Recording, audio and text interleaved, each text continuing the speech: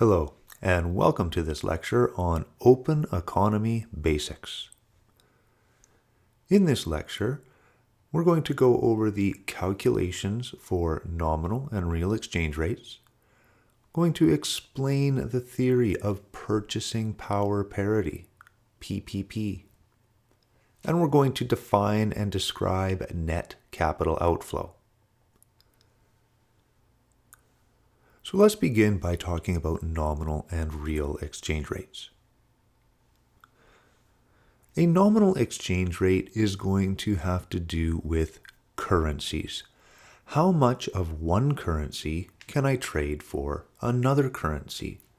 This is probably fairly obvious to you, given that it is a nominal exchange rate. When a currency appreciates, that means that the price of that particular currency is increasing. For example, if the Canadian exchange rate is $2 per Canadian dollar, and then that price of the Canadian dollar goes up to $3 per Canadian dollar, that would be appreciation. Now, of course, this isn't the real exchange rate right now, but it is a quick example of what we mean by appreciation. Depreciation would be in the other direction. Perhaps the $2 per Canadian dollar decreases to $1.5 per Canadian dollar. That means that the Canadian dollar has depreciated. The real exchange rate is about trading a good for a good. This could be something like a US hamburger per Canadian hamburger. That would be the real exchange rate for hamburgers. And ultimately, what we're asking ourselves is, if I went and exchanged my money using the nominal exchange rate into a different currency, would I be able to buy the same amount of goods in this new country? Or would I be able to buy more? Or would I be able to buy less? So we can see that we have this real exchange rate equal to the nominal exchange rate multiplied by the domestic price divided by the foreign price. And if you're having a hard time memorizing this formula, particularly which price is going to be in the numerator and which price is going to be in the denominator, you can always use dimensional analysis.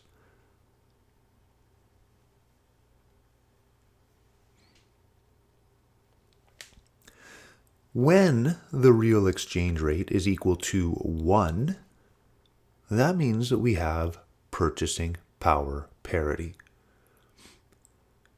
So, for example, I take some money for which I could purchase a hamburger in Canada, and then I exchange it for a different currency, and I can buy one hamburger in that new country.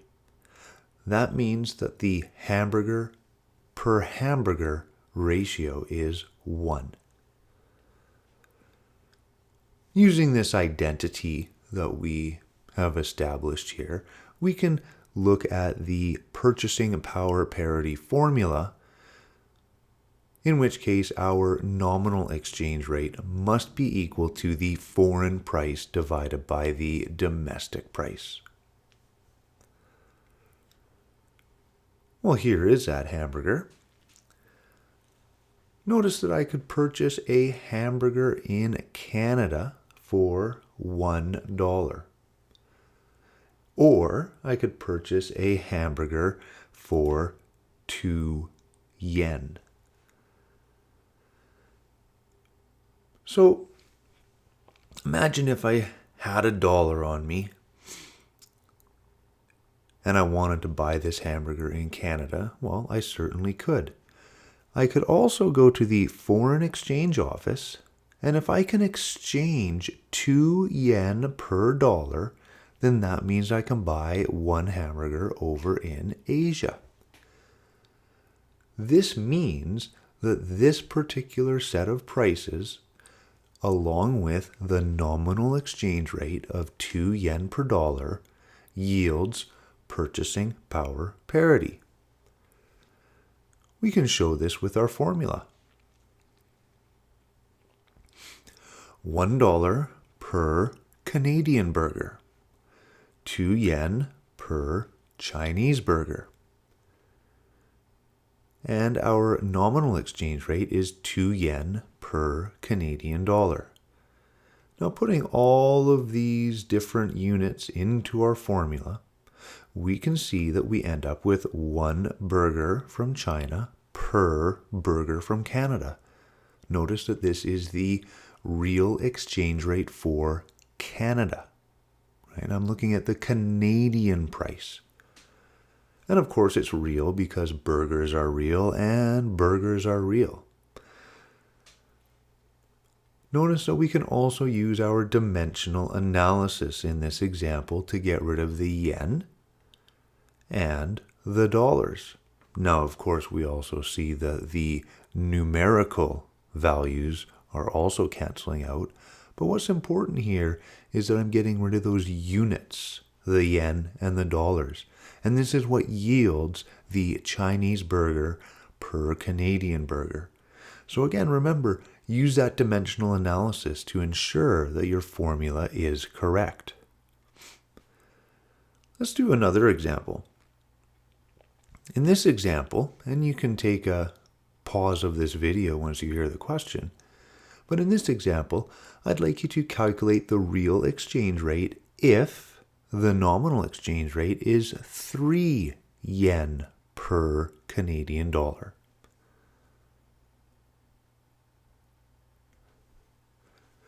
Well, hopefully you figured it out. Here is that calculation. The real exchange rate is equal to 3 yen per dollar multiplied by $1 per Canadian burger divided by 2 yen per Chinese burger. And again, notice how we can cancel out our units, the yen and the dollars, leaving us with 1.5 Chinese burgers per Canadian burger. So what are the limits on purchasing power parity? Well, there's 2 key ideas that limit purchasing power parity. First, many goods are not easily traded. That means that it is difficult to get some goods from other countries. Think about our burger example. Can you imagine if you could get 100 Chinese burgers per Canadian burger? Does that mean that you're going to order your hamburgers from China? No, because you would like to get a fresh hamburger. Therefore, you're just simply going to purchase it in Canada. So we don't necessarily see the prices coming together. And we also see that there are not perfect substitutes for goods. This could be, as simple as getting a car.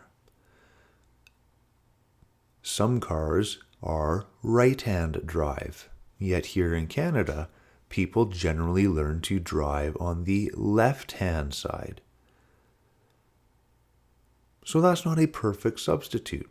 Digging deeper into the car, some cars might have buttons and dials that have labels on them.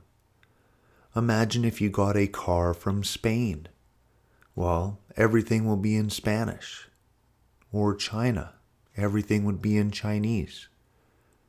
So we can't actually just get goods from other countries all the time. So they're not perfectly substitutable.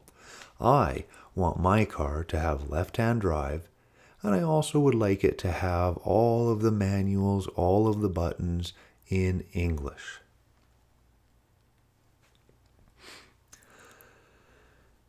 Here is a graph that shows Canada-US exchange rates. The blue is the real exchange rate, the red is the nominal exchange rate, and you can see that they move together quite well. So we definitely see that purchasing power parity does not really hold in reality. It's fairly good in the long run. However, when nominal exchange rates change, so do real exchange rates, because the domestic price and the foreign price are going to be relatively constant over time. Right? Businesses in America are going to keep their prices constant. Businesses in Canada are going to keep their prices constant. So we see that because of that, it is the real exchange rate and the nominal exchange rate which will move together. And this graph really shows that trend.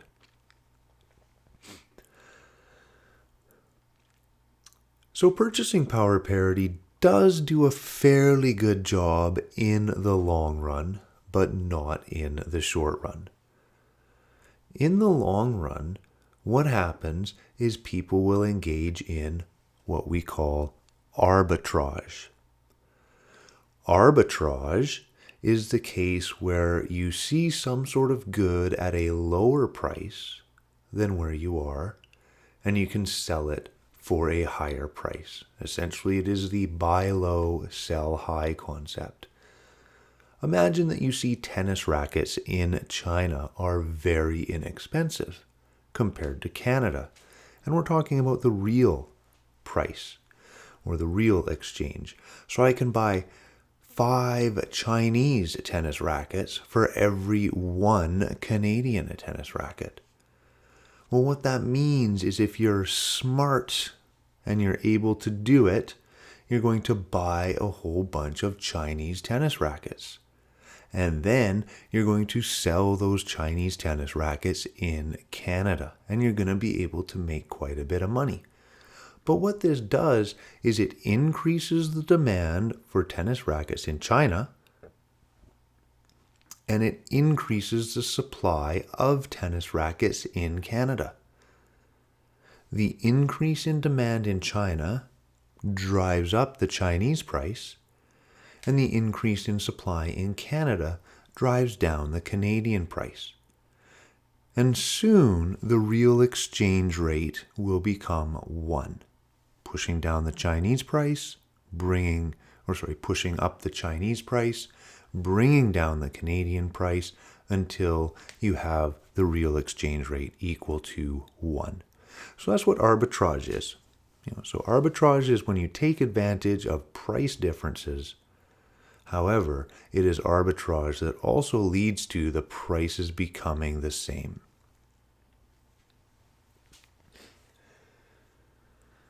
Let's do a quick example to see if you know how to do the exchange rate. Consider a cup of coffee. So a latte, which is a fancy coffee. In Mexico, a latte costs 10 pesos. In Mexico, a latte costs 24 pesos. So 24 pesos per Mexican latte.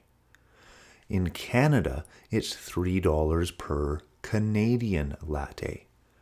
And the nominal exchange rate is 10 pesos per dollar. I want to know what is the real exchange rate for Canada. And then I want to know what is the price of a Canadian latte in pesos. So one of the things that I might want to do with this particular question is identify the units that I need to end up with. And I know, because I'm looking for the real exchange rate for Canada, it's going to be Mexican lattes per Canadian latte. That's the unit of the real exchange rate.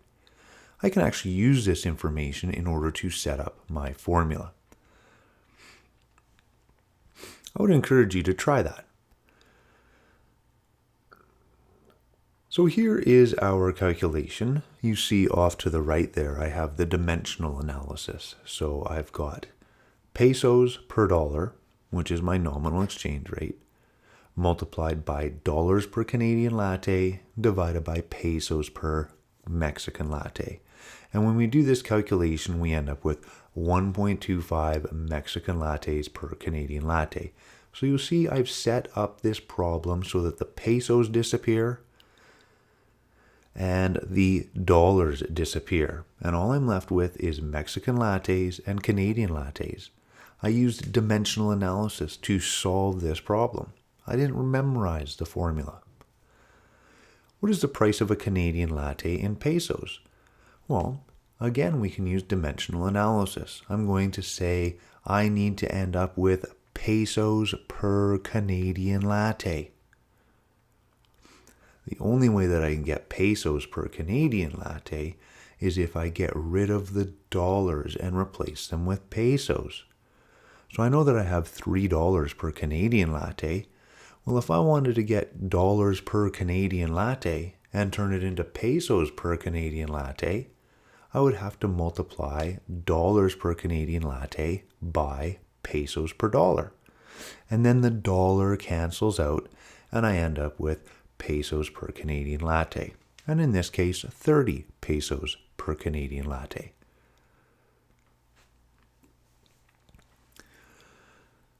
Let's get a little bit more into open economies and talk about some accounting.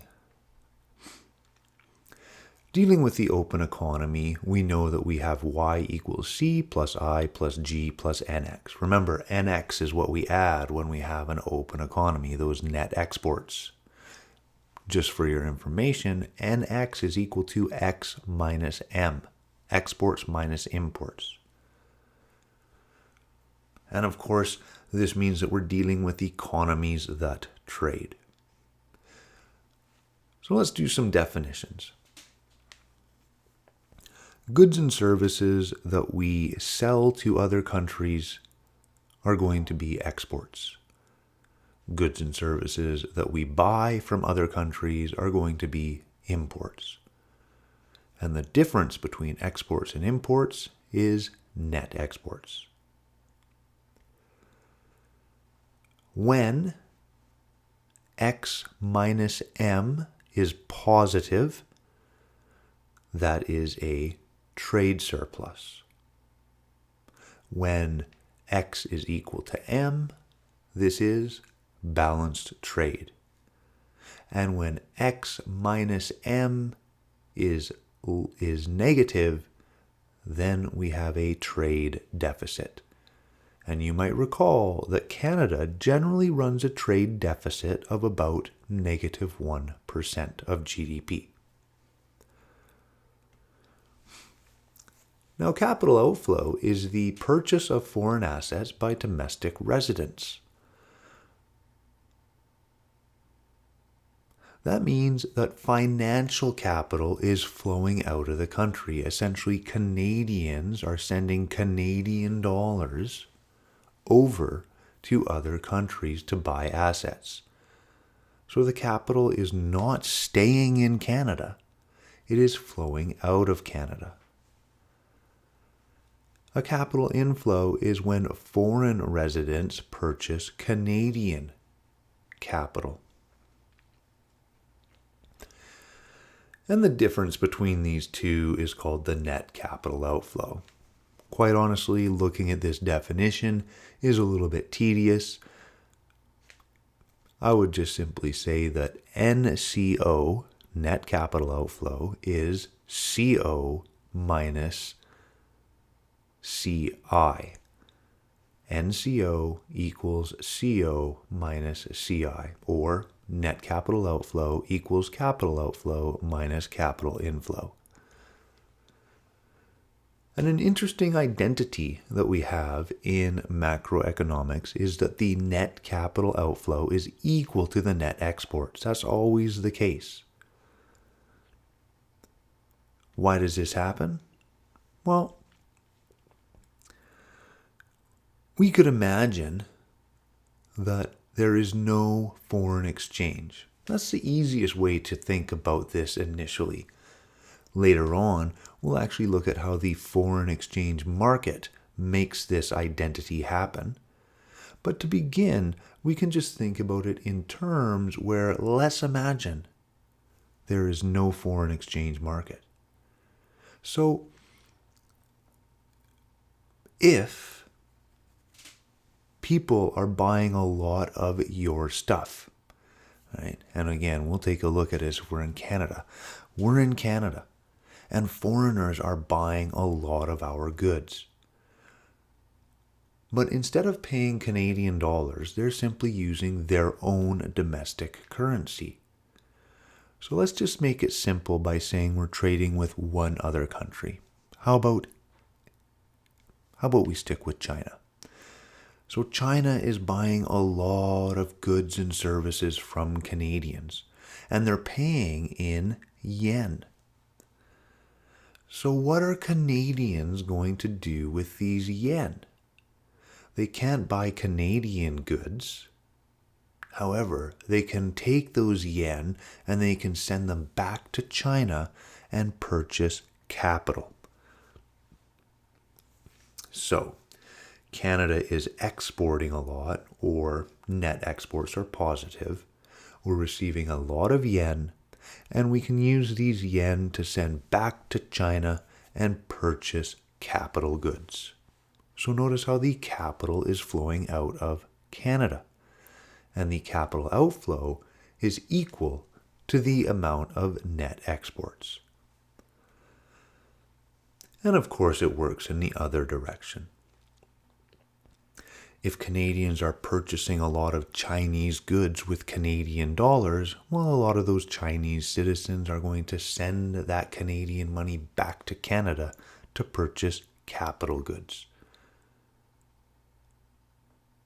In this case, we have a negative net capital outflow. And of course, that lines up with our negative net exports. Perhaps a little animation will help us understand better.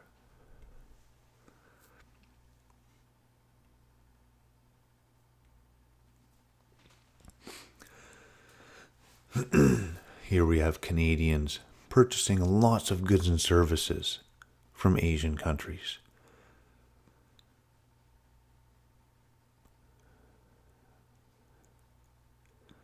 Notice all of the dollars which are going over to Asia. And I suppose some of these Asians might want to take a vacation into Canada. They might want to buy some things back from Canada, but let's just say that they don't actually want to buy any Canadian goods or services. So what are they going to do with these dollars? Well, they're not going to be able to buy things in China from the markets. But what they will be able to do is send this money back and ultimately purchase capital goods. So notice how the net exports was equal to the net capital outflow. In this case, we just looked at a trade deficit, so negative NX, and we looked at a net capital inflow, or negative NCO. So NX is equal to NCO. In this case, again, negative NX equals negative NCO. And here we can see the same thing with our national income accounting.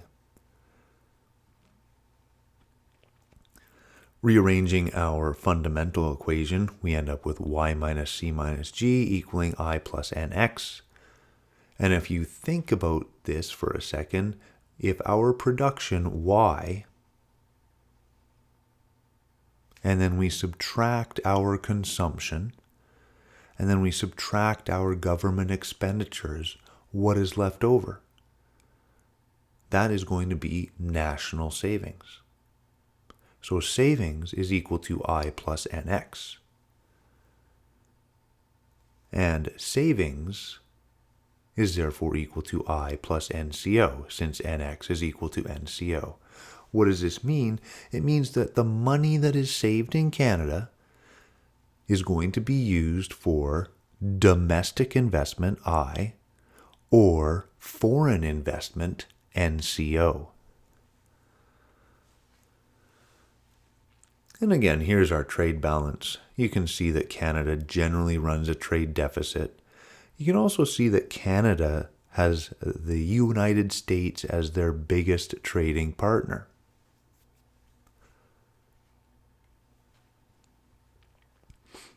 So, what did we learn? Well, we learned that purchasing power parity is an open economy theory based upon the real values of goods and services. Is it a good theory? Not really. It is something that really only applies to the long run, and it only applies to goods that are easily traded and highly substitutable. Long run, easily traded, highly substitutable. And then we saw that NCO and NX are equal, and we saw why they're equal. I'd like to thank the animators, or at least the individuals that drew those pictures, and Pixabay for having those pictures available. Certainly made the animations fun for me. That's everything that I have for you today. Hopefully you've learned something. Take care, everybody.